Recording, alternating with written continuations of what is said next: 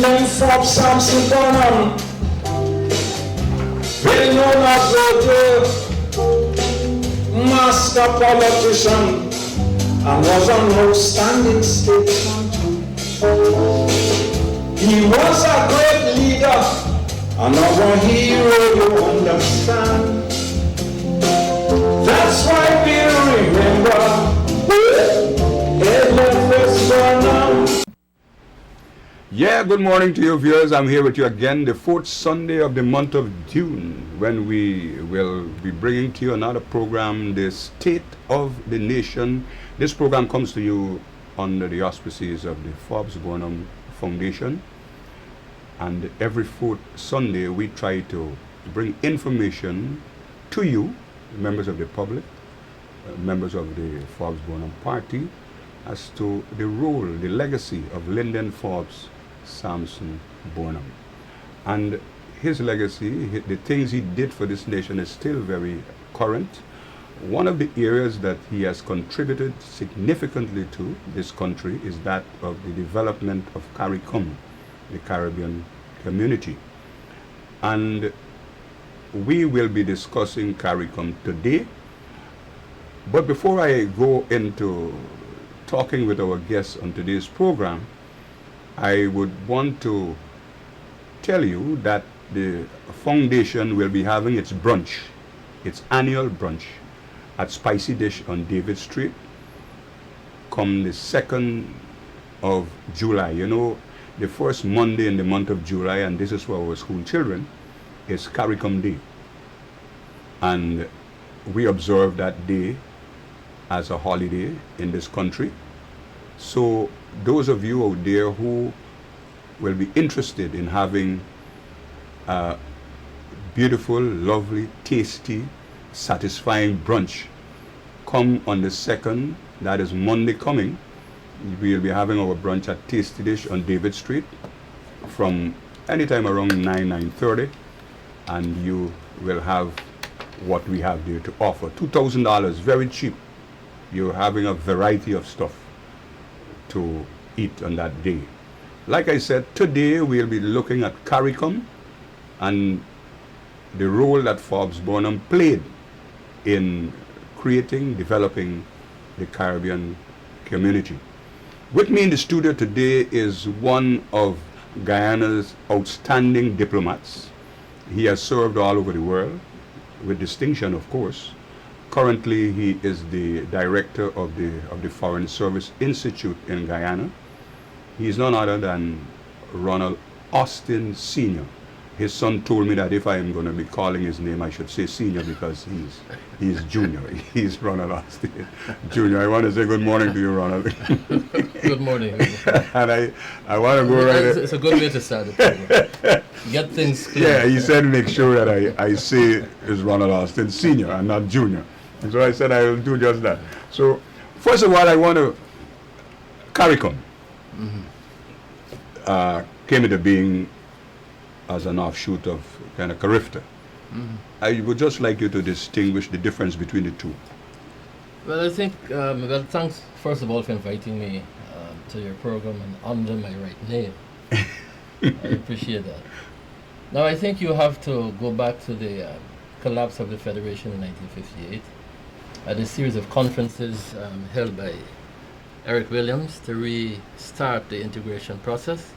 And then in '65, Earl Barrow decided that they were not going fast enough, and he wrote Burnham. Now, I think we've discussed before the rather long and outstanding relationship between Barrow and Burnham from the days when they were students in London. In London. And Barrow used to be here frequently to cook for Mr. Burnham. He's an exceptional cook. As a matter of fact, I think one political scientist criticized him after he left office for leaving nothing except a cookbook. So he wrote Burnham, and the letter exists. I hope it is not one of the letters that was, or documents destroyed in the Ministry of Foreign Affairs. He wrote Mr. Burnham to say that the integration process was going too slowly. He wanted for them to step up the pace of integration. And this is recorded in Mr. Ramphil's book, Glimpses of a Global Life. And Mr. Burnham responded to the to Barrow's request. Well, having decided between the two of them to go ahead, with CARICOM at the Caribbean integration process at a faster pace, they decided to bring in Mr. Byrd, the third B. Yes. Barrow, Byrd, and Burnham. And of course, being old-time friends from days when they were in London, they all met at Dickinson Bay in 1965 of December and launched what is called the Caribbean Free Trade Area. That lasted from 68 to 73. What does the Caribbean Free Trade Area really prescribe? What was the objective? What they had hoped to achieve from Well, it? among other things, most of the statesmen of CARICOM at that time had recognized that immigration to Britain in particular was trailing off, was coming to an end, and they had to find means of keeping their populations at home and to find employment for them. Therefore, they had to create an area of prosperity where employment could be had, where people who wanted to live in the region could live reasonable and good lives. So they looked at what was in front of them and recognized that individually these economies as separate units never made sense. So they decided to pool their resources, pool production in particular. Now, that is one of the aims that started with CARIFTA. And also to try and build institutions which would help them to face the rest of the world, because once you got independence, you had to face Britain, United Kingdom, the Soviet Union, and all of the big blocs in the rest of the world. They could not do it as individual units. One has to give credit to these men for recognizing that unity and integration were the only means to go forward. Good concept, noble approach. I think it was what they apparently recognized, that CARIFTA had some shortcomings, and that had led into the formation of CARICOM. How did that evolve? No, well, the CARIFTA, they felt was not. CARIFTA really was basically. I can't remember the number of states involved, but they recognized too that they had to go beyond CARIFTA after 5 years. It wasn't really fulfilling the purpose for which it was established. And they recognized that they had to go beyond the free trade area and create a community of states. Okay. Which will include the smaller states as well as the larger states, the big states like Guyana, Trinidad, Tobago, and Jamaica, along with the countries of the Eastern Caribbean. So that is what they did in 1973. 1973. July of 1973. There is a distinction in terms of the categorization of states in relation to the group of states that constitute CARICOM. They have a differentiation saying the more developed and the less developed state. What is the difference between the two categories? But the economy is... The more developed states are really the big states. That is how they refer to them. But effectively, Guyana, Jamaica, Barbados, and Trinidad are nowhere near as developed as some of the Asian states. That was that's the reason why. That's a designation. I mean, economically, these states are still, as you know very well, still struggling really to attain and maintain levels of development which would really make the region an economic powerhouse. We will be far from that. Hopefully, in the near future, we can reverse that situation. Now, the smaller developing states, as designated under the Treaty of Chaguaramas, are basically those states from the Eastern Caribbean. Now, the irony is some of those states like Barbados, before its present problems and travails, was far richer than some of the big states.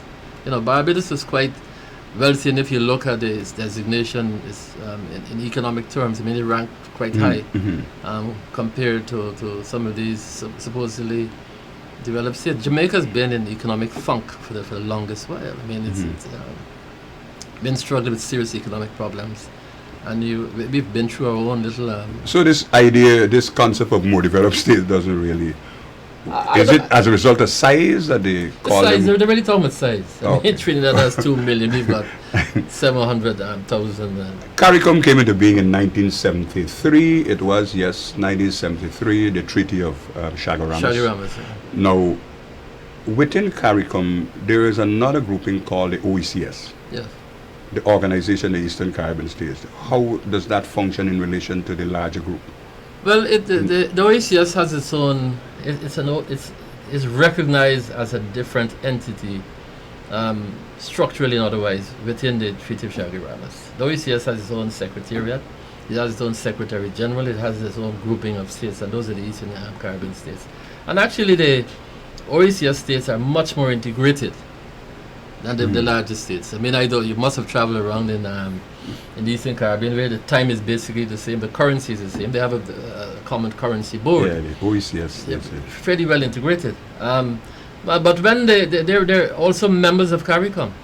So they participate in CARICOM as the OECS states. Of course, there's a lot of flexibility as to what they do within CARICOM. They don't really follow, let us say, a basic OECS line.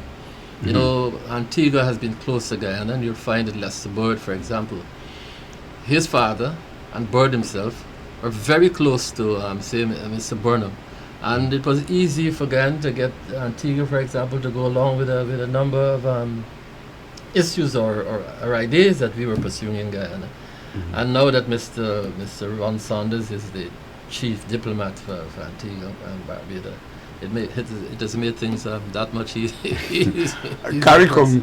CARICOM came into being with some very noble objectives, and much of that, what they had planned earlier, they were not able to achieve for one reason or the other. There's several reasons that can be advanced as to why this didn't happen. One of the problems over the years that have been the community had to deal with was that of implementation of the decisions of heads of government.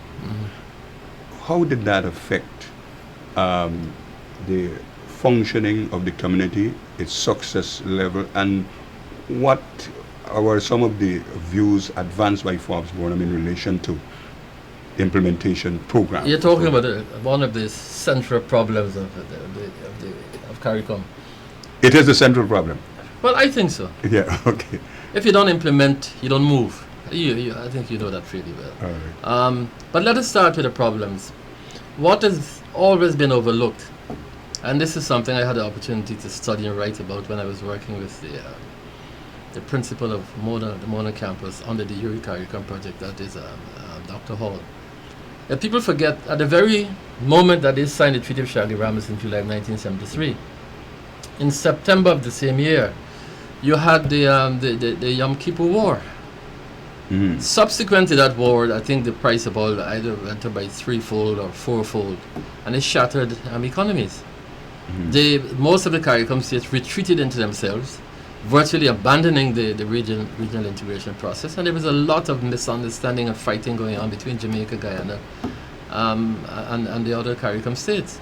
When I say fighting, the CARICOM did not meet, for example, for 7 years between, I think, if I remember correctly, between 75 and 82. There was no meetings of... Consensus was definitely a problem in those years. What was significant is the leaders remained in contact with each other. But one of the things that really triggered a major misunderstanding, a row between Jamaica and Trinidad, is when Jamaica went into an agreement with Mexico over smelters in Jamaica. Okay. And Williams felt that, you just finished talking to us about integration, and now you're going along with Mexico. That started a major understanding. And in fact, it was the summit in Otrius in 1981, which came about as a result of Mr. Burnham's lobbying, that really relaunched the CARICOM project. It's something that seems to be overlooked and ignored in our own country. Well, I need to hear a little more on that one, or the summit in 81. That was a summit. I must tell you, sometimes when I read some of the stuff I see in the newspapers, when I say stuff, I use the word stuff deliberately. It is stuff. It is not intelligent criticism or analysis. We were slated to hold the summit here in 1981.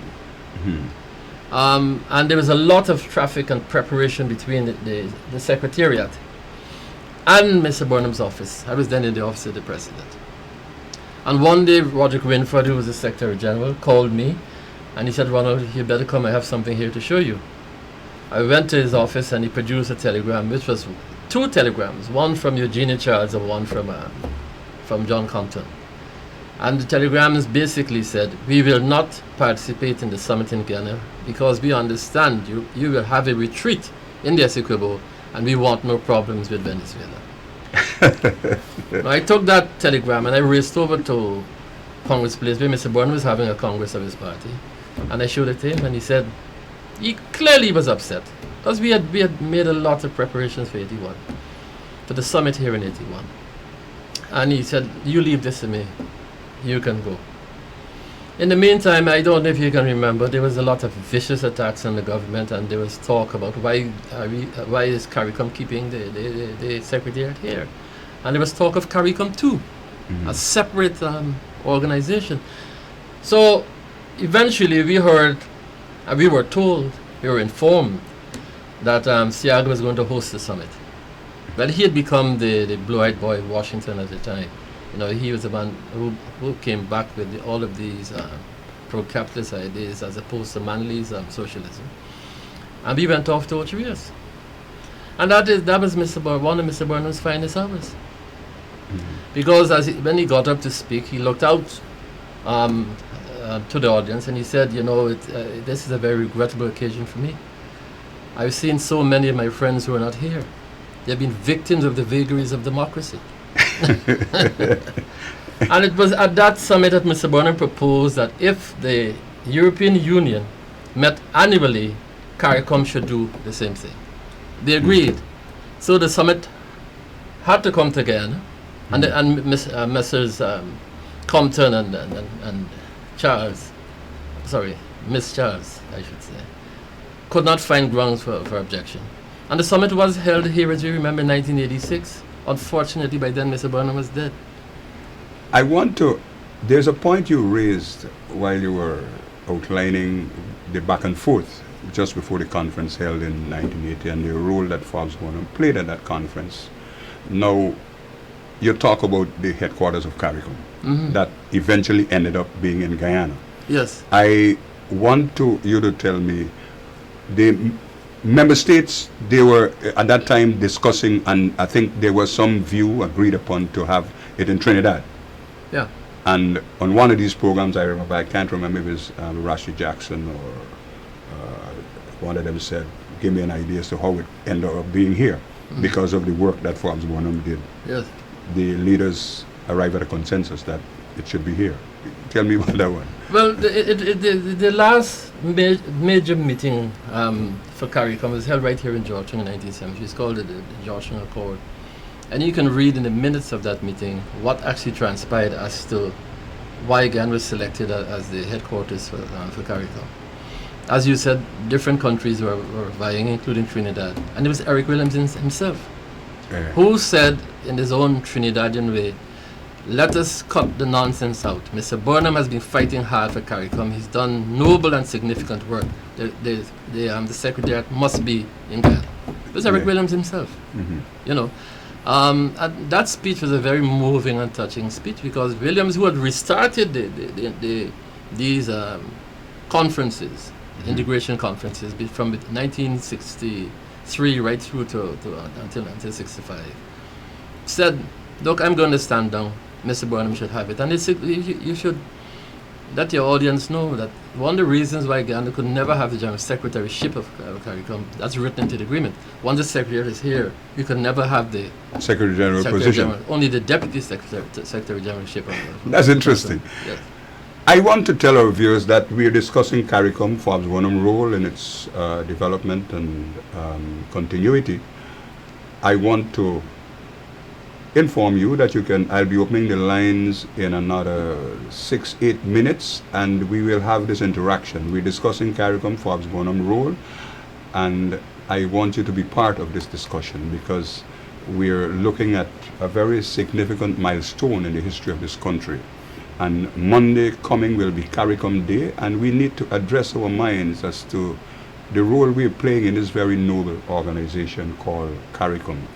But Ronald, I want to shift gears a little bit to go to the Forbes had felt then that the movement of our people without hindrance within the kind of community was an important element for the success and cohesion of the community. And the heads of government moved in a direction where they created what they call the CSME. Yeah. What are your views on the CSME? Well, it goes right back to the question you asked about implementation. I think you can't have a common economic space if you can move people, capital, and other requirements to support the idea of a single market. So they agreed that people must be able to move freely. Capital should move freely. If you have a business in Antigua and you want to move it to Georgetown, there should be no impediment. But in a typical West Indian way, that decision was minimized. It was reduced in significance when they decided to pinpoint certain categories only, like I think teachers. I think journalists, and so on. But the idea of completely free movement, that has not been implemented as yet. One of the considerations and arguments I recall being advanced during that period was that they were saying that the difference in currency and strength of the dollar. For example, the OECS had their own currency, the EC currency, as against the Barbados currency was just 2-1. Our currency had been reduced in terms of its strength against the US dollar. Jamaican currency was reduced. Trinidad currency was floating for a period of time. Do you think that one of the... Well, that is one of the things that the leaders of CARICOM recognized, that you had to have, if not a single currency, certainly means by which you could effect commercial and economic transactions. And there was and there still is a group studying the question of a single currency for CARICOM. But look, the Europeans did it. You had how many currencies in Europe? I can't remember. It may be 10 that I remember off the top of my head. But they took a decision one day, after the Maastricht Treaty, that we'll have a single currency. It took a lot of doing for them to arrive at the euro. But they did it. And I don't see why, if the Europeans can do it, and I don't think we're less endowed intellectually or otherwise than the Europeans, why we can't do the same thing. So I don't think anybody who's interested in integration could raise that as a significant problem. As Willie DeMaas kept on saying, if Indonesia, with I can't remember how many islands it makes of it. I think it might be 100, or maybe half of that number. But they worked hard and arrived at common things that could advance the unity of that country. Similarly, he's always argued that we can do the same thing in CARICOM, and we should stop raising these bogeys. This can't be done, that can't be done. What is ironical is that when we were under British tutelage or jurisdiction, it was easier to move around the region. Much easier. You meet, you mentioned Mr. Jackson. Mr. Jackson's father was president of the Caribbean Teachers Union, if I remember correctly. And those teachers moved around the region without having to encounter all of the problems you encounter right now. What I'm telling you is not news, it's old news. John Compton, when I was working at the Secretariat, when I met him, that's what he used to argue. That it's harder now with the integration process in force. With all these structures in place. From the national governments. But when you had the British in control of the whole region, you can move from Belize to, as you can, teachers, doctors, and so on, moved around the region. That's right. Athletes moved around quite easily. And that's one of the ironies that we face today. When I think about this kind of subject, I heard Forbes Burnham at one time, I can't remember the exact year, that he was saying that while the heads of government are putting in place and discussing these various issues to make it the Caribbean kind of community work effectively for our people, he complained about the level of information and education about our people CARICOM. What are your views on that? Let me start at the back end. As well as I do, that if you go near the Burnham Starbuck Market or parts of Kitty, you'll find Barbadians and Trinidadians all over again. And Burnham recognized that the heads were doing one thing here, but the people themselves were freely moving around the region all the time, and interacting with each other. Barrow made a speech in 1986. It was a masterpiece. He said he didn't come to discuss whether there was integration or not. He said while we were wasting time talking about it, the people are integrating among themselves. And that fellow before he died, Trevor Farrell, had done a study for Dr. Hall's request, which showed that in fact a lot of integration was happening at the economic end. There were a lot of regional businesses in Guyana and the rest of the region. Take the one in Trinidad that had the insurance company. Oh yeah, Massey and all of them. Massey, there are a lot. So Farrell was saying that you know what he said. It's a surreal. I mean, that is my word. He used a different set of words. Situation in CARICOM where people are saying, "Oh, the region is not really integrating." But look at the companies, for example. He said it's happening from the economic end. I forgot the name of the paper, but he did that study for Dr. Hall at Mona. I just want, perhaps, I think you are quite correct, because I seem to recall that some years ago, when the economic situation in this country was a little different, years ago, we used to be having Vincentians and St. Lucians and Barbadians coming to this country to work. Oh yes, But things became a little different later on, and then they had Guyanese moving into this direction. I don't know, with this new dispensation with oil on the horizon, we might be having again another inflow of Caribbean nationals rushing to Guyana once again. But people will come. I and mean, like you rightly said, integration is happening at another economic level. At another level. But I did, you know, when you raise the question of implementation, is that I think the people themselves have decided they're not going to wait on the government. Now, you know, Guyanese go to Barbados every day in Trinidad. I've met so many Guyanese in Barbados. I did not know there were so many of them. There are 40,000 Guyanese in Antigua. There's an equal number in St. Lucia and in different areas. So the people are moving, maybe not as freely as they wanted, but they are carrying on with their lives as a part of this community. And maybe at some point there's going to be a conflation between what the governments are orating about and what the people are actually doing on the ground.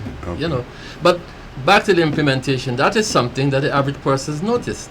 Why can't I go to Trinidad and not run into problems with my passport or my certificate allow me to work in that country and so on? One of the reasons, how do you react to this view that expressed by persons? They're hearing the word, this acronym CARICOM, the Caribbean Community that they refer to. But in many instances, a lot of people, whether in Trinidad, Barbados, St. Lucia, St. Kitts, Dominica, some of them don't even know what CARICOM is, what it refers to. So is on that score I was asking whether you think if there's a thrust more for educating our people more as to the what this thing really is about. Would that help the leadership in the various member states? So two things. When you introduced the program and you said that I think in a week or fortnight we celebrate CARICOM Day. If you check, you'll discover that there are only 2 states in CARICOM that actually celebrate CARICOM Day. I think it's Guyana and St. Lucia. It is a non-starter in the other CARICOM states, and that is, I think, indictment. Well, you took the word. It's your program.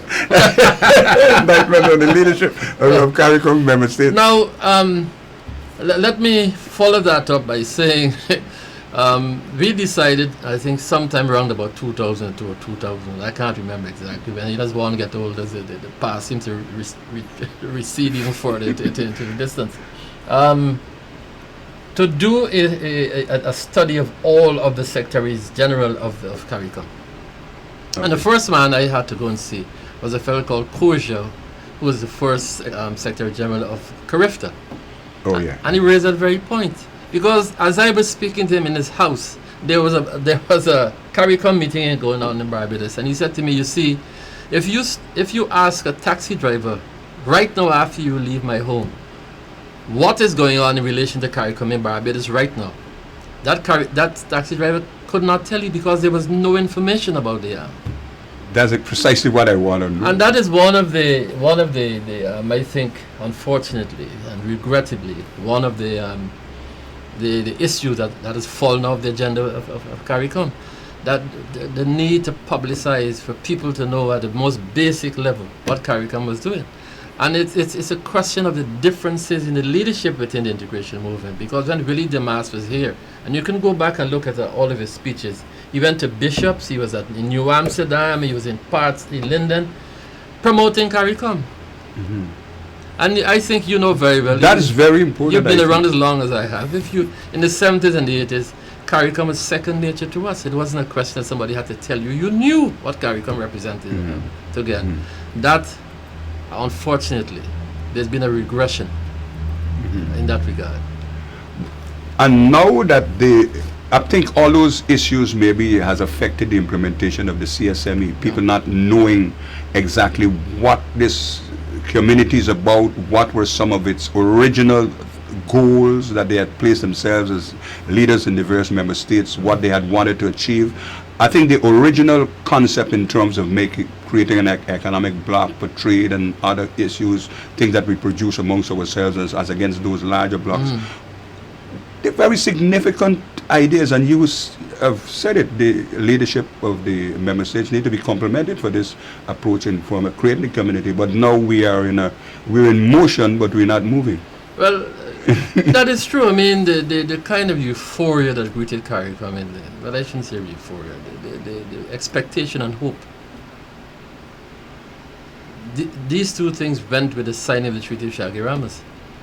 And don't forget, as I said to you earlier, that economic crisis between, say, about 79 to about right through the 80s knocked the stuffings out of the Caribbean community. And as nations panicked and struggled to survive, the integration the integration process got shifted increasingly to Burnham. There isn't a single, if I asked you right now, name me the most progressive Caribbean leader as far as the integration movement is concerned, you'd be hard put to name one. You name one. You're quite right with that. And on that score, would I ask you, you think that kind of Guyana should begin to play the leading role once again, like Forbes Burnham did those years? Well, I don't think we have any option, really. I mean, we've invested so much in CARICOM, I don't see any reason why that we should not take the position of a front runner on the issue. And well, all these difficulties that the integration movement is experiencing in relation to implementation of CSMA, the problem with implementing decisions of the heads of government, and the many other issues, it's what you call the CCJ. A lot of our member states has not implemented the CCJ. They aren't using the CCJ as the final court of justice. And other issues. What I'm saying, with all these various issues that exist right now, Guyana understand, like you said, we have invested heavily in CARICOM and the integration movement. Do you think that Guyana should once again get on this program of, one, educating people within the region about the role of CARICOM and playing a more leadership role in terms of getting the integration movement up and going? Yes, I mean the quick and right answer is yes. You know, and for the life of me, I don't understand why this is not being done. Let me say quickly though that within the last decade or two, we sat on our hands within CARICOM. I've met so many CARICOM officials who are very familiar with what Guyana did in helping to create CARICOM and what it did to keep the CARICOM movement going. And asked me within the last decade, what happened to Guyana? I think now is an opportunity under this new administration. I assume and I hope this is part of the thinking of the leadership of our government, that we have to get back into CARICOM and give it a spark. I like that. Divine or otherwise, you know, to have it, to let the boat start sailing again. Right now the boat seems to be adrift and not going in a direction which is in the interest of the people of the region. And I don't think we have any option What is the alternative? As William said famously when the OECS countries were hesitating to sign the Treaty of Shaggy-Ramos in 1974, he said, sign or no sign. I want to know where you can go. Let me just tell our viewers, the lines are now open. You can make your calls. I will be taking calls. We're discussing CARICOM, Forbes Burnham, and the Caribbean community creation. Of course, we had the CARIFTA before that CARICOM was birthed, but we are looking at some of the issues, some of the program. I have with me one of Guyana's most experienced diplomats who have worked and served all over the world for this country. Mr. Ronald Austin is with me in the studio today, and we will be taking calls. We're discussing CARICOM. Monday coming is only 2 states, from what he has said, observe CARICOM Day, that have CARICOM Day as a holiday. That is to show the kind of respect that Guyana and Forbes Burnham will ensure that the significance attached to the Caribbean kind of community. The lines are now open. You can make your calls. We're discussing CARICOM. Now, coming back, was there any time that our schools really discussed CARICOM? Yes, as I said, when Demas was here. When William Demas was Secretary General? And certainly when I was in the office of the President in the 80s. Morning, on here. A pleasant morning, my brother. Morning, sir. This thing about CARICOM is a very good thing, but Trinidad, Suriname, and Guyana is not of the liking because of Hinduism. Pandey said that when he was in office, or when he was... You got to speak a little louder for me, please.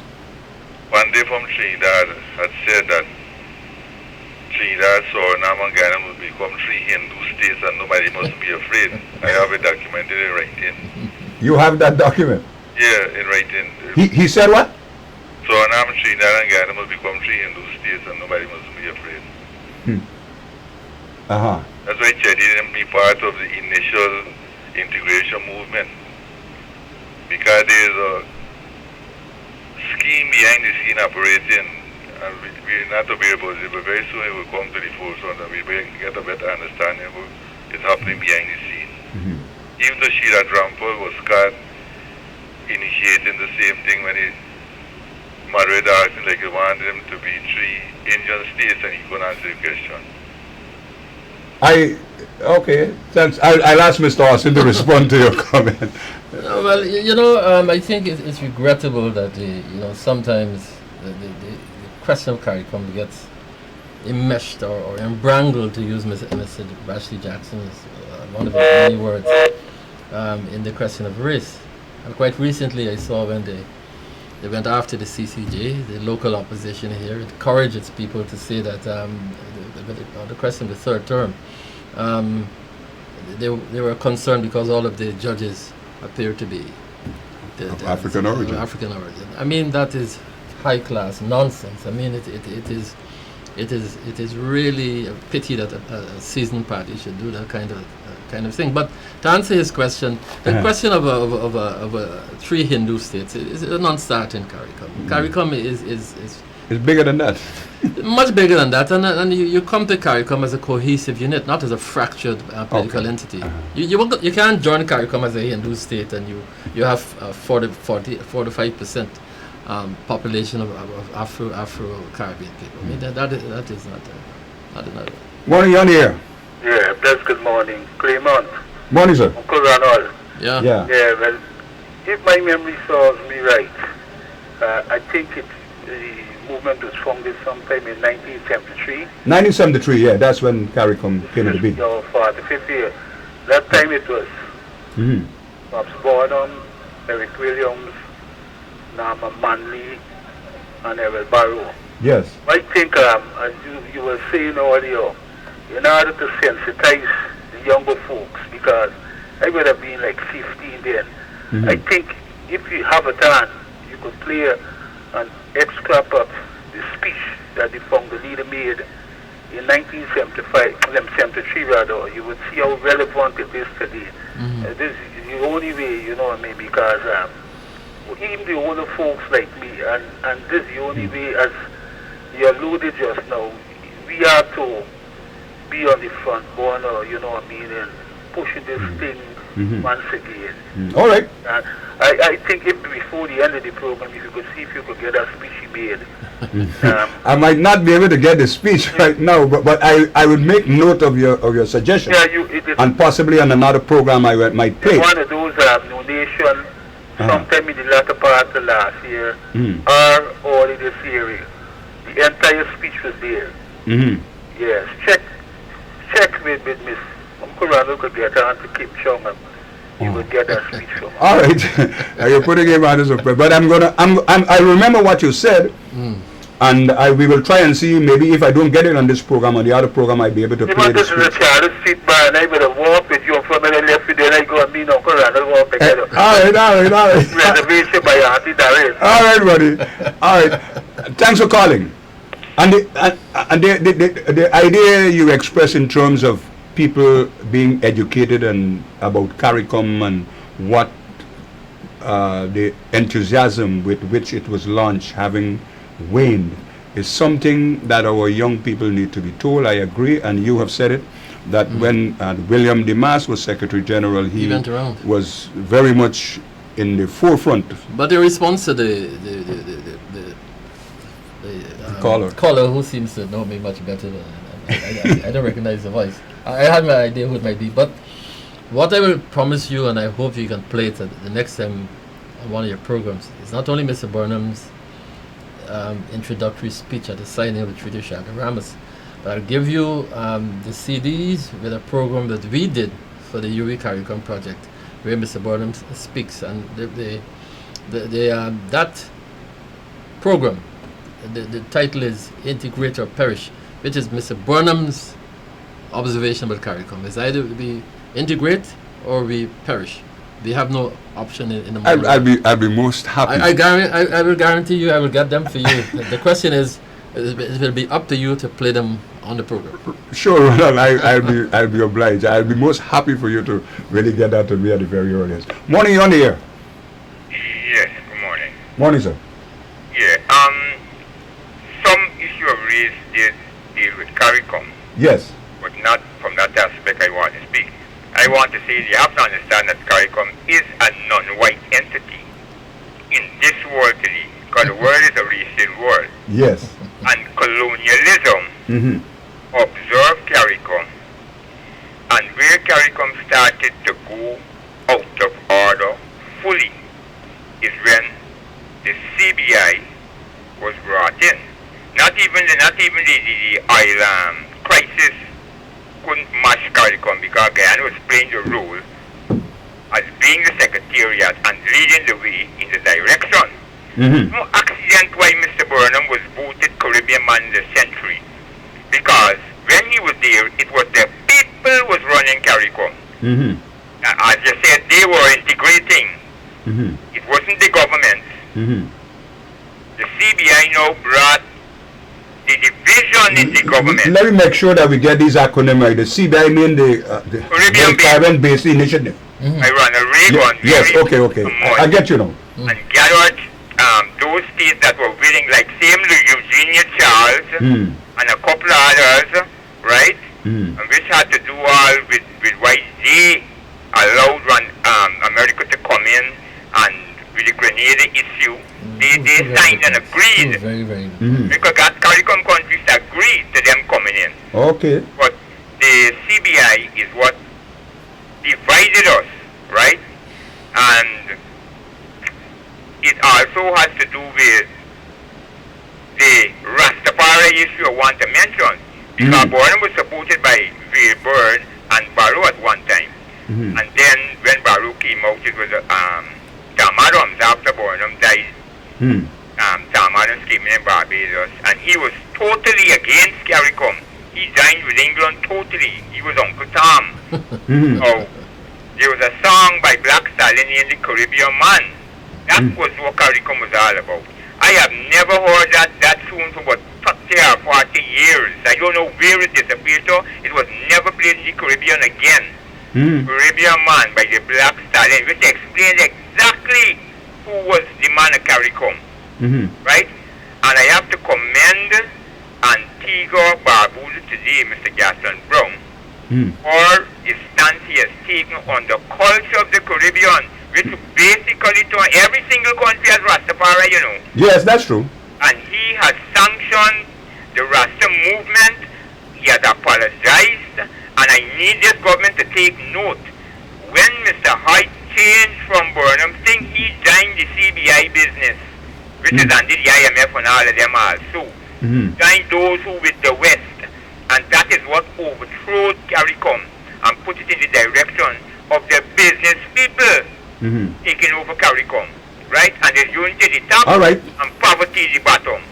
Thank you. Let me get. One last thing concerning the part. Mr. Gatterbrung apologized, and he has also sanctioned the use of not marijuana, cannabis, as is written in the Narcotic Psychotropic Act. Sanctioned the use of the plant cannabis as a sacrament for Rastafari here. And the ball is going forward, and I need this government to note that they can't continue Mr. Hyde nonsense, because he moved from 6 months, which the Europeans had left, to 3 years.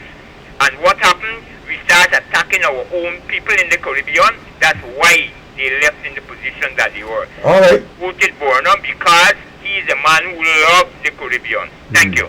Thank you very much for your contribution. A multiplicity of. No, you know. Let me get your response here, Ronald. Well, here, Mr. Burnham is important again, because those of us who work with him would know that he always said, never assume what you think the average person knows. You know, well, that guy has raised 2 very profound points. The CBI in 1981, 81, that's right. reinforced the divisions within the Caribbean community. Reagan said it was for, to encourage the community of democratic states and to exclude those which were not democratic. That thing was aimed at Guyana and Grenada at the time, and Morris Bishop was that. Okay. And by then, when we got to the summit in Ocherius in 81, when he picked up the Jamaican newspaper, there was a call to expel Guyana and Grenada from CARICOM. Really? Yeah, the second issue, which is also a very profound occurrence within the Caribbean community, is the invasion of Grenada. That split the community right down the middle. You know, you know what happened. Especially a number of OECS states. I think I don't think Barbados is involved, but the St. Kitts and they were very, very went upset. along with the Reagan administration. I mean that the psychological harm. I forgot how it is described by Mr. Ramford, but I don't think strictly speaking, we've recovered from it. That thing has left a lasting legacy. Well, I hope it's not lasting, but it really harmed CARICOM, you know. I think we're getting somewhere in the discussion. I think that gentleman made a very significant contribution to the program. The lines are still open. Those of you who are listening to this program, we're discussing CARICOM. With me in the studio today is Mr. Ronald Austin Sr., who is every time I say that, I have to remember what your son said to me. Make sure I make that distinction. So you have Ronald Austin Jr. So he must understand that there no junior without the senior. So I said I will make sure that I say that. So we're talking about CARICOM today, Forbes Burnham role, and what CARICOM has been over the years. Morning, you're on the air. Yes, you're on the air. Yes, turn down your television, please. Hello, turn down your television, please. Turn down your television. I might not be able to take the call. Turn down your television, please. Are you there? Turn down your television, please. Are you still there? You can talk now? Hello? Hello? Okay. Of course, I lost that. I wanted to conclude by saying that when it comes to the question of the legalization or non-legalization of marijuana and who are the champions or who are not of this issue, in this regard, I'm non-aligned or I'm prepared to be a student, to listen and try and understand. To the views of the I'm prepared to be taught. Legalization. Yeah, by my friend who was on the air a minute ago. But It's a question that is really agitating the region right now, and I think governments ought to pay attention to it. Well, that is a topic being raised all over the Caribbean community right now, the use of marijuana. I can't recall clearly what is it that Gaston Brown has said in relation to the Rastafari kind of community. I got the impression that he made some favorable comment about it. That is what I recall, but I don't know if I'm accurate in my recollection. Yeah, for those of you who are listening, I want to remind you, on Monday coming, there will be a brunch at Spicy Dish on David Street, Kitty, 9 o'clock, 9:30. We'll be ready for you. $2,000. You'll be having a variety of stuff there to eat, your provision and saltfish and sandwich and egg and tea, coffee, juice, and the list goes on. $2,000. You'll be more than satisfied. This is an annual affair, and those of you who have not yet received your tickets, you can turn up. We'll have tickets available for you, so you can be served on Monday coming. It's CARICOM Day, Guyana, and what's the other state that you said that observes? I think it's St. Lucia. Huh? I think it's St. Lucia. I can't be certain. St. Lucia. I think so. That observe CARICOM Day. It's a holiday in Guyana, and you're free to come down to Spicy Dish on David Street and participate in the brunch. I'm hoping that I can have some speeches then by Forbes Burnham to play while we're having our breakfast or our brunch. What is the brunch is just after breakfast, no? The period between breakfast and lunch. Lunch, yes. They refer to it as a combined lunch and as breakfast. brunch. Yeah. So we're inviting you to the brunch on the 2nd of July at Spicy Dish. Feel free to call him. Morning on the air. Oh no, I missed that one. I missed that call. Yes, coming back to CARICOM. We were talking about CARICOM. Were you saying that one of the issues that the governments need to address right now is the issue that is very topical in member states now, the use of marijuana? Marijuana, yes. I mean, And, you see it comes up. Yeah. Especially on the what do you call it? The electronic media. There's a lot of discussion going on. And you did say that you think that the government of the day, the kind of Guyana government is that means, should really get back and playing the leadership role in getting kind of CARICOM back the way it should, try to create the same fervor and enthusiasm with which it was launched. You think? Yeah, I'm very hopeful, because the two people responsible for our foreign policy, especially on the regional side, are two very good people when it comes to the integration process. One is the president, who's as an historian and a man who has a great deal of political experience, knows what the importance of CARICOM represents. And then Mr. Greenidge on the other side has worked with CARICOM for quite a long period of time and has an extensive network among the governments and the people who are involved with CARICOM. So I think it's just a question of time before we resurface, as it were, reappear as a dominant force within the community. You know. For Guyana, I think, what would you think? I don't think that Guyanese, the larger percentage of Guyanese are very pleased with the knowledge, information about CARICOM and the Treaty of kind of Chagaramas, what it represents, what has been the... I want to know, you think our schools need to play a more significant role in educating our people about CARICOM and what it's all about? Absolutely. The syllabus of CXC, I don't know if it is there, but it should be on the syllabus. And it should be... Morning, you're on the air. Yes, morning. Morning, sir. I just want to say it is not about marijuana.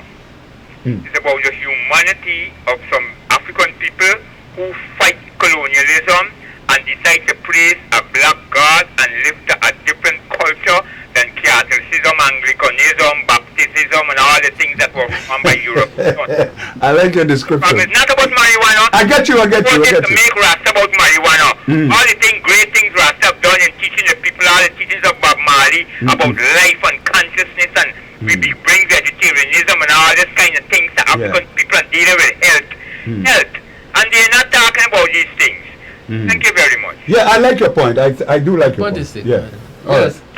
And I think it's up to the Secretariat here to step up a bit when it comes to telling the people what it is the Secretariat itself is doing to push the CARICOM idea, and what CARICOM is doing on a regular basis. There are meetings almost every month or every fortnight, CARICOM meetings, which are they're publicized, but not in a significant way. People really can't follow what is going on.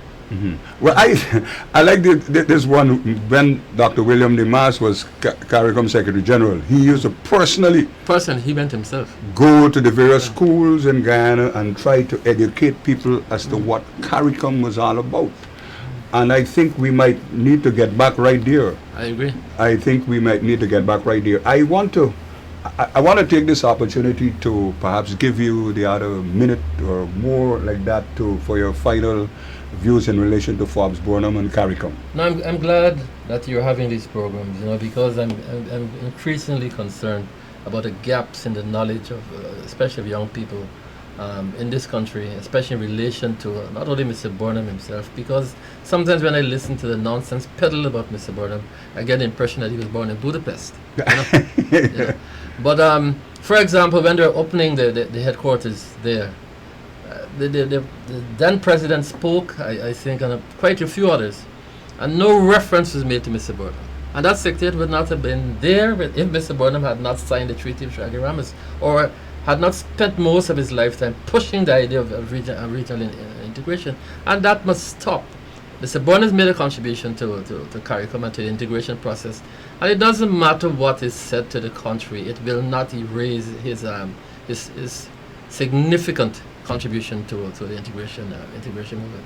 And I think your foundation has a moral obligation to document what Mr. Burnham has done. Well, we're in the process of doing just that.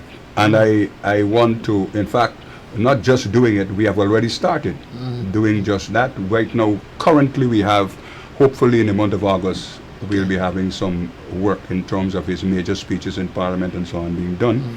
That will be out, hopefully, when we commemorate his death anniversary in the month of August. Very good.